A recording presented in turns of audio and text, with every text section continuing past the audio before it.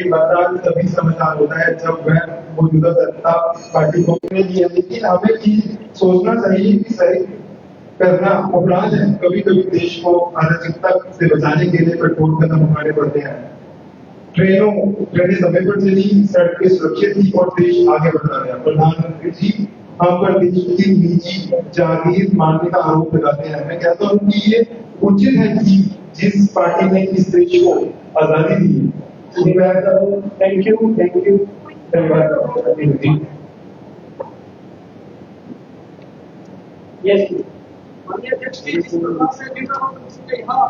हमने ग्लोरीफाई किया इसको, जिस प्रकार यहाँ पे की इमरजेंसी को यहाँ से साबित करने की कोशिश की, तो देश के अंदर जो आपातकाल लगाया गया वो इस देश के अंदर सबसे काला गया और काला दिन था। जिस प्रकार से राष्ट्रवादी लोगों को जेलों के अंदर पहुंचा गया, उसको किस प्रकार से नहीं प्रोटेक्ट किया, देश की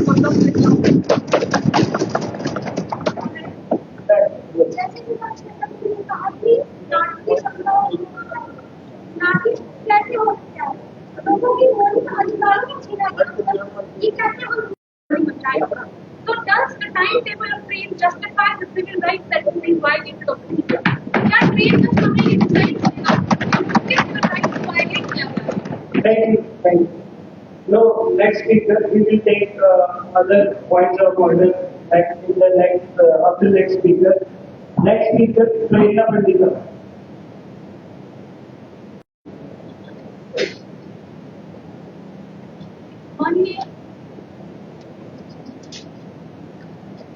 माननीय अध्यक्ष जी, न जंग थी न कोई हलचल, बस एक रात, और उस रात में जनता की आजादी को छीन लिया गया। We the people of India, that's how our constitution begins. Yet in 1975, the freedom of these people were curtailed. Emergency wasn't imposed in India because India was falling. It was imposed because questions were arising. And one justification that was given was a chilling phrase of internal disturbance. Mr. Speaker, so I asked this House, was there a war? Was there a threat? Was there a constitutional breakdown? Because what we could see was not chaos. What we saw was control. What we saw was power. On the midnight of June 25th, power was cut in Bahadur Shah Marg, if you remember. On June 26th, our opposition leaders were jailed. Not because they were criminals, but because they resisted silence. On June 30th, NISA was amended, and on July 5th, 26 organizations were banned. And when people sought their head to the Supreme Court, the court said, you have no right to lie. So I stand here and challenge the opposition to give me one credible evidence, just one, to prove that there was indeed a threat to the national security of our country. No praise, no assumption, but one factual evidence. Because I firmly believe that mere justifications cannot justify the wrongs and the freedoms that were curtailed of the masses. I will now stop here and ask the opposition to speak and answer my questions. Thank you.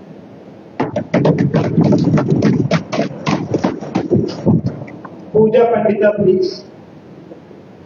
Pooja Pandita from opposition. Mananiya Adhyakshi, what we have heard so far are just emotional outbursts, not reasoned arguments. The ruling party calls the emergency an unmitigated disaster, conveniently ignoring the real challenges India faced. The emergency wasn't a power grab, it was a response to a nation on the edge. The Indo-Pak War, economic crisis, and internal disturbance in Gujarat and Bihar led and pushed India to its brink.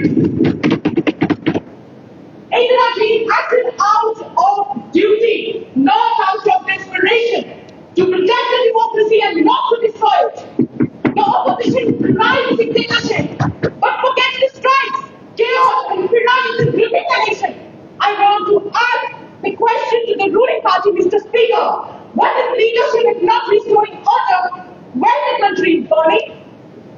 Comparing Indira Gandhi's actions to Hitler's rise was not just absurd, but intellectually dishonest. Indira Gandhi wasn't a dictator. She led the democracy like a mother, not a monarch.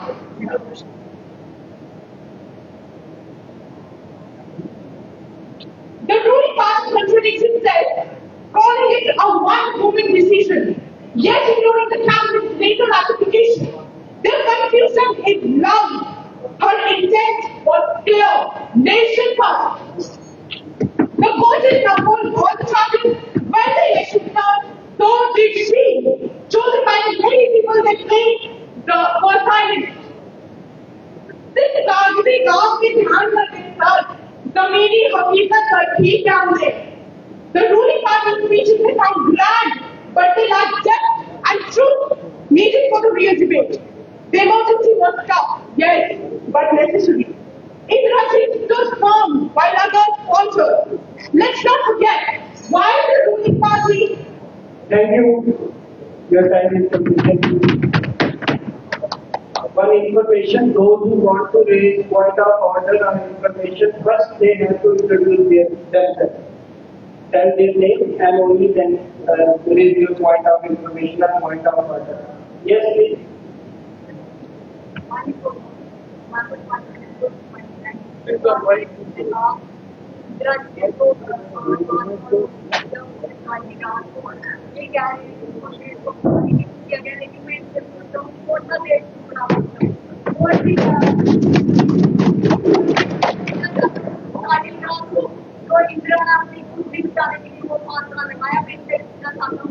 Thank you. Thank you. Yes.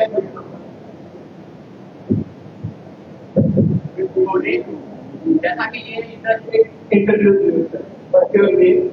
एक्सपोर्टी का नाम होता है member of the parliament 60 ruling party honourable minister of India.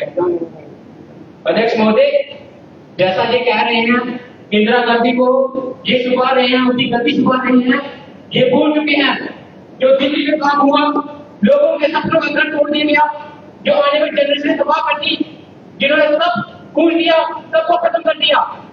उसके साथ साथ हमारे जो राजनाथ सिंह पे अपना उंगली उठाते हैं कि पहलगाम अटैक पे उनका ही हाथ है किसका, ये भूल चुके हैं। उन्होंने अपनी मां का दिखा तो दे देखा, पर वो वहां संस्कार भी नहीं गए। माने Yes. Honorable Speaker, my question to the opposition. Your name? My name is Jivika Mukherjee, member of Parliament Party. My question is, if the emergency was necessary, then why was the judicial review blocked? Yes.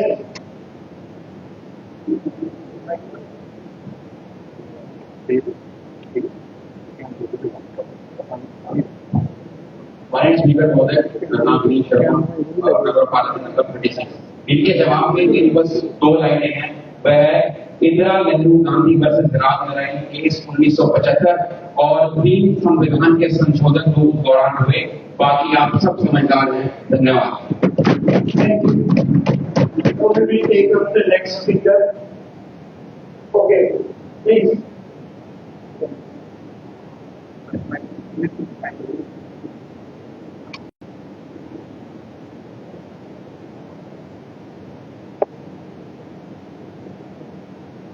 Mr. Speaker, I would like to answer to all of these questions they have put before me. First of all, we all know India's national security was at the brink. India's national security was at the brink of chaos. We faced massive internal disorder, raising price, workers shut down, and student agitation. IT reports warned of revolutionary movements in India. Emergency was a constitutional provision under Article 352. So my question to the ruling party is, do we wait until the chaos consumes our country? The critics usually the Nayas of L.T. Advani Sabha and also British Chandra, they were usually the critics of emergency. They also said that the emergency was efficient. The bureaucracy worked very efficiently at that time. We saw crime rates fell. हमने कभी ये चीज देखी नहीं, but during emergency, trains time पे चली, bureaucracy बिल्कुल सही तरीके से चला, crime rate fell.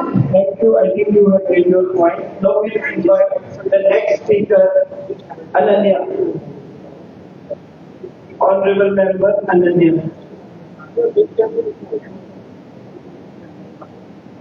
So I will call the next honorable member, Chivika. Honorable Speaker, democracy does not mention a single word. Instead, one blackout out. Continuing this important discussion on emergency today, I wish to focus the attention of this House on a lesser acknowledged but deeply paper being extended across the country as a blanket of the silence. On June 25th, 1975, amid a political crisis, the Indian government had the necessity to the newspaper officers to enforce press censorship, and power was only restored when the press censorship machines were in place. The Congress government's campaign to intimidation was not stopped in the capital. Across the country, presses were raided. Newspaper bundles were seized. Many declared that any attempt, I repeat, any attempt to inform the public would be crashed. This is not press segregation. This is called information policy. Attention, Mohammed ji, I would want